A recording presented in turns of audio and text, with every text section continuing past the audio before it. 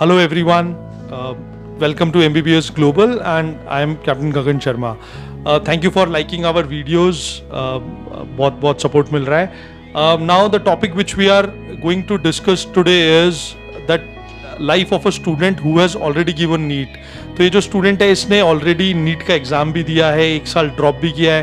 तो I think you can correlate with my previous videos और एक ये real life experience होने वाला है आप लोगों के लिए, जिसमें आपको ये पता चलेगा कि बेसिकली स्टूडेंट का माइंडसेट क्या होना चाहिए, उसको क्या लगता है and what are the stages during this NEET exam, right. So I welcome Nikhil is with me. So here we have Nikhil with us. If I want to give a introduction about Nikhil, तो निखिल ने अपनी ग्रेजुएशन करी है DU से and उसने अपना college top किया था विद ग्रैंड CGPA ऑफ 9.66. ठीक है. Right now he is doing MSc in clinical research, right. तो इसने नीट का एग्जाम भी दिया था, एक साल ड्रॉप भी किया था एंड तो निखिल से ही जानते हैं बेसिकली उसकी जर्नी के बारे में. So I welcome again Nikhil. Thank you for giving us time. Hello everyone, thank you for calling me here, for giving me this opportunity, for giving my real life experience. So let me rewind my journey. मैंने अपनी class 12 complete करी थी 2017 year में with 90.8% और मैंने dream किया था कि मैं डॉक्टर बनूंगा. So I took a crash course for NEET examination. There I got 400 marks and 400 marks उस टाइम के लिए काफ़ी कम था. I was getting a private seat but वो इतना अच्छा नहीं मिल रहा था और बहुत एक्सपेंसिव था. तो मैंने सोचा कि क्या तब मैं गवर्नमेंट सीट अप्लाई कर सकूँ, गवर्नमेंट सीट में जा सकूँ. So I took a drop and I went to Kota for my further studies, जहाँ पे मैंने कोचिंग इंस्टीट्यूट से कोचिंग ली ताकि मैं और अच्छा कर सकूँ नीट के लिए. और एक साल बाद I got a score of 500 but still वो इतना अच्छा नहीं था कि मेरे को गवर्नमेंट सीट मिले और मुझे वहाँ पर भी प्राइवेट सीट मिल रही थी. तो private seat was very expensive. So वहाँ पर फिर मैंने अपना डॉक्टर का ड्रीम छोड़ा और फिर फर्दर स्टडीज़ के लिए आगे अप्लाई किया. Thank you Nikhil. Thank you for sharing your experience with us. Now I think all of you can correlate this Nikhil जो भी बोल रहा है मेरी previous वीडियो के साथ, where I have shared कि किस किस कैटेगरी के बच्चे होते हैं कौन. तो Nikhil comes in that category जहाँ पे बच्चे को ये पता था कि वो कैलिबर है उसके अंदर, वो कर सकता है. तभी 12th में 90.8% मार्क्स थे एंड ग्रेजुएशन में भी उसने 9.66 ग्रैंड CGPA के साथ ग्रेजुएशन क्लियर करी है. तो definitely he is a brilliant student and but एक साल उसने ड्रॉप किया यही सोच के कि वो उसके अंदर कैलिबर है और वो कर सकता है, and which he has proved also कि उसका जो स्कोर था वो 400 से सीधा 500 पे आ गया, right. But then unfortunately we don't have enough seats. Government seats नहीं है और जो private seats हैं उनमें costing बहुत ज़्यादा है. तो he need to drop his idea या अपना dream drop करना पड़ा डॉक्टर बनने का. But again it is learning for all of us. अगर उसके पास प्रॉपर नॉलेज होती या उसके पास उसको और अपॉर्चुनिटीज़ के बारे में पता होता तो आई थिंक चांस था जहाँ पे वो अपना ड्रीम पूरा कर लेता. तो now let's find out from Nikhil कि जब इसने नीट की तैयारी ये कर रहा था तो इसका स्केड्यूल कैसा था, ये कैसे इसने ये जो 400 और 500 नीट स्कोर अचीव किया, इसके लिए इसका डेली रूटीन क्या था and what exactly the process और the schedule he was following, right. So Nikhil, can you just tell us what was your schedule? So जब मैं 12th क्लास में था और जब मैंने क्रैश कोर्स किया था तो मेन फोकस तब मेरा 12th क्लास था, क्योंकि 12th क्लास में भी अपना स्कोर हमें अच्छा रखना होता है फॉर फर्दर स्टडीज़. तो जब 12th क्लास था तब मेरे पास क्रैश कोर्स का टाइमिंग होता था, कोचिंग आवर्स होता था 4 to 5 आवर्स.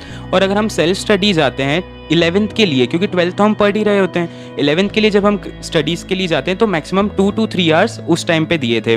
पर जब मैंने कोटा में जाके ड्रॉप किया था तो apart from coaching studies of 7 to 8 hours I use to give a 6 to 7 hours minimum for my self study, because self study makes a very important part in your preparation. So thank you Nikhil for answering और सबको बताने के लिए. Now we would like to know from you कि क्या tips and tricks आप देना चाहते हो उन बच्चों के लिए जो अब नीट का एग्ज़ाम देंगे सितंबर 12 को, राइट. तो ऐसा वो क्या करें कि उनका नीट का स्कोर अच्छा आ जाए, या उनको ये क्लैरिटी ऑफ थॉट्स मिल जाए कि वेदर दे शुड ड्रॉप या नहीं ड्रॉप करना, कैसे तैयारी करें? आप जो भी आपके मन में, आप प्लीज़ बताइए। सो टिप्स एंड ट्रिक्स की जहाँ तक बात आती है, तो जैसा कि नीट एस्पायरेंट को पता होता है कि हमारे पास 3 सब्जेक्ट्स हैं, physics, chemistry, biology. Physics chemistry consist of 45 questions each और biology consist of 90 questions each. So ये एक बायोलॉजी स्टूडेंट्स का थोड़ा सा ड्रॉबैक होता है कि we have a weaker hand in physics and upper hand in chemistry and biology. So जहाँ पर हमारा वीकर हैंड होता है तो वहाँ हमें हमारा टाइम शेड्यूल थोड़ा सा बढ़ाना होता है ताकि हम अच्छी प्रैक्टिस कर सकें। जितनी अच्छी प्रैक्टिस होगी उतना हमारा प्रॉब्लम सॉल्विंग स्किल्स अच्छा होगा।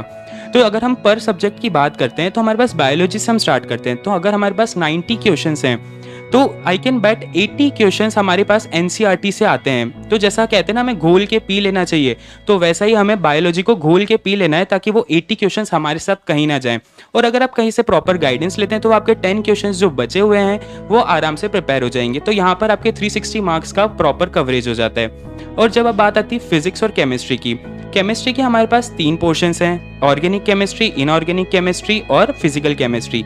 इनऑर्गेनिक केमिस्ट्री वो सेम आपकी बायोलॉजी जैसे, अगर आपको याद है तो अगर आप टिक कर देंगे, अगर आपको नहीं याद है तो आप गेस तो मार ही नहीं सकते because we have a negative marking. और रही बात आती है फिजिकल केमिस्ट्री की, फिजिकल केमिस्ट्री में टू द पॉइंट क्वेश्चंस आते हैं। अगर आपको फॉर्मूला याद है, if you remember your formula then you can easily crack that question very easily.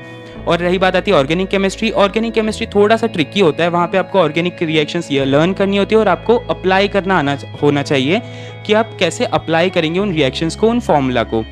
सो ऐसे आप केमिस्ट्री को प्रिपेयर कर सकते हैं। तो यहाँ पे आपके और फर्दर 45 क्वेश्चंस प्रिपेयर हो जाते हैं। और रही बात फिजिक्स की, तो मेरा फिजिक्स में थोड़ा वीकर हैंड था इन मैकेनिक्स पोर्शन और इन एक्सपेरिमेंटल फिजिक्स। तो जहाँ पर थ्योरेटिकल फिजिक्स थी तो वहाँ पर हम इजीली लर्न कर सकते हैं। और जहाँ बात आती है मैकेनिकल प्रॉब्लम्स की और प्रॉब्लम्स रिलेटेड टू मैकेनिक्स, जो कि बहुत इंपॉर्टेंट पार्ट है हमारा फिजिक्स का, तो वहाँ पर प्रॉब्लम्स को प्रैक्टिस जितना आप अच्छा करेंगे उतना आप बहुत अच्छा स्कोर कर सकते हैं। जितना आप मॉड्यूल्स के सारे questions back to back prepare करेंगे, बैक टू बैक सॉल्व करेंगे, तो उतना ही आपका आगे पेपर में आपकी स्किल्स और ब्रशअप होंगी। तो यही इंपॉर्टेंट टिप्स है। और जिसे आप बेसिक एग्जाम्स देते हैं, मॉक टेस्ट देते हैं, जितना आप पेपर सॉल्व करेंगे, जितना आप प्रीवियस ईयर्स क्वेश्चन सॉल्व करेंगे, तो उतना ही आपको अपनी कैपेबिलिटी पता होगी कि कहाँ मैं गलत हूँ, कहाँ मैं सही हूँ।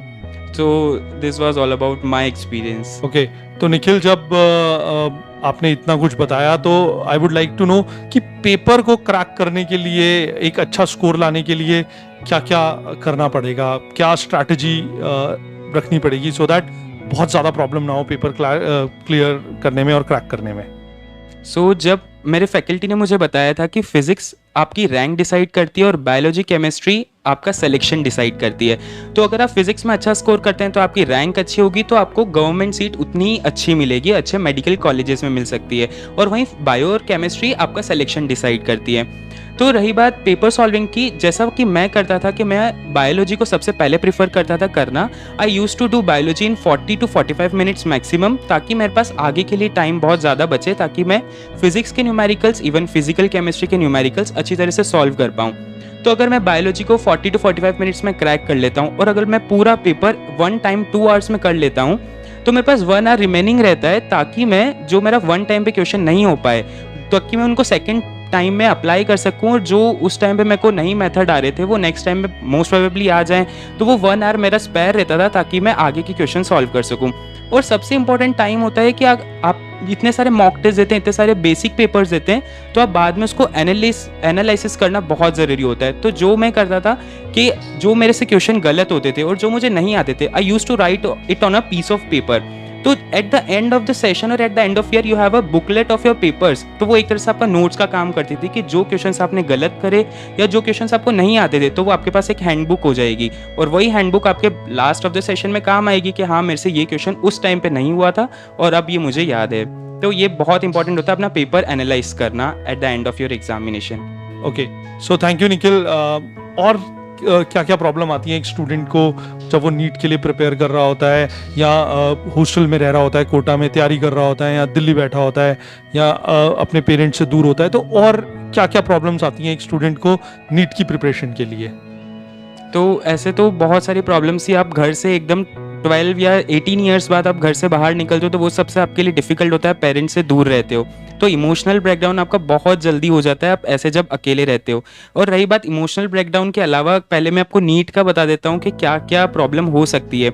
तो जब मैंने पहला अपना पेपर दिया था तो time management was the biggest issue in my life.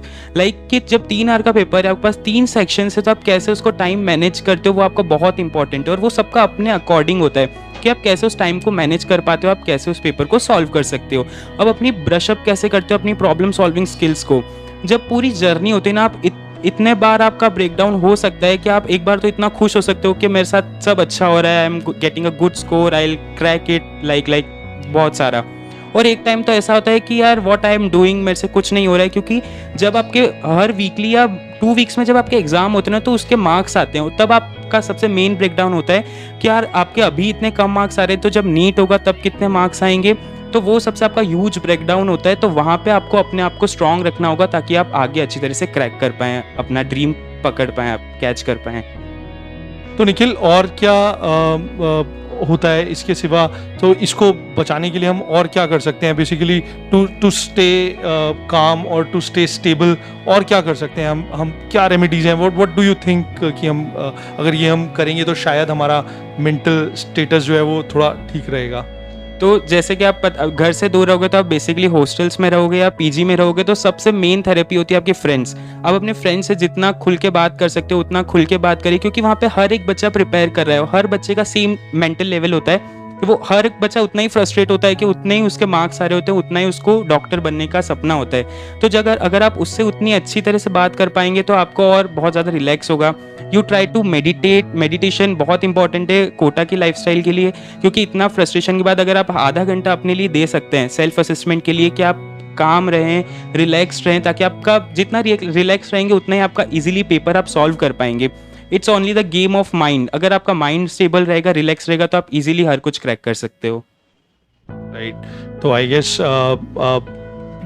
ये करना भी, ये सब करना भी बहुत बहुत ज़रूरी है सो दैट आपका माइंड स्टेबल रहे। सो यस, अब टू कंक्लूड ऑल दिस, अगर आप मेरी प्रीवियस वीडियो देखेंगे तो यू विल फाइंड आउट कि पहले तो it is very important to find out कि आप कहाँ पे स्टैंड करते हैं, फर्स्ट थिंग। राइट, अब 10 दिन रह गए हैं नीट के एग्जाम के लिए, बाकी जो बच्चे तैयारी कर रहे हैं, सो हम आपके लिए बहुत सारा टाइम है, हम आपके लिए बहुत सारे इंफॉर्मेशनल वीडियोस बनाते रहेंगे। But now for those students जो अब 10 दिन में जिनका एग्जाम है, उनको they need to find out कि वो एग्जैक्टली स्टैंड कहाँ करते हैं। अगर वो मेंटली डिस्टर्ब्ड हैं, कुछ उनके दिमाग में और चल रहा है, कोई डाइवर्जन्स है, तो प्लीज़ वो डाइवर्जन्स को हटाइए, stay focused for the exam. Now इसमें पेरेंट्स का भी बहुत इंपॉर्टेंट रोल है टू फाइंड आउट कि उनके बच्चे की लाइफ में क्या चल रहा है। You need to stay connected with your child, ठीक है? बहुत इंपॉर्टेंट है उसको इस टाइम पे मोरली सपोर्ट करना। राइट, तो ये सारी चीज़ों को ध्यान में रखते हुए आपको तैयारी करनी है। And on the same side आपको निखिल की तरह अपॉर्चुनिटीज भी एक्सप्लोर करनी है कि MBBS एक जिंदगी नहीं है। MBBS के सिवा क्या क्या अपॉर्चुनिटीज हैं, या MBBS अगर आपके लिए जिंदगी है तो उसको आप किस किस तरीके से अचीव कर सकते हो। तो ये चीजें आपको फाइंड आउट करना बहुत इंपॉर्टेंट है, जिसको आप चाहे प्लान B कह लीजिए या आप उसको सेकंड ऑप्शन कह लीजिए। आपको अपनी लाइफ में वो भी बना के चलना बहुत जरूरी है। राइट, तो आई थिंक अगर आप लोगों में से किसी को पर्सनली निखिल से बात करनी है या आपको लगता है कि मेरे से बात करनी है, तो you can reach out to us. We will definitely try to connect you with Nikhil also. Right, thank you very much, thank you, stay connected.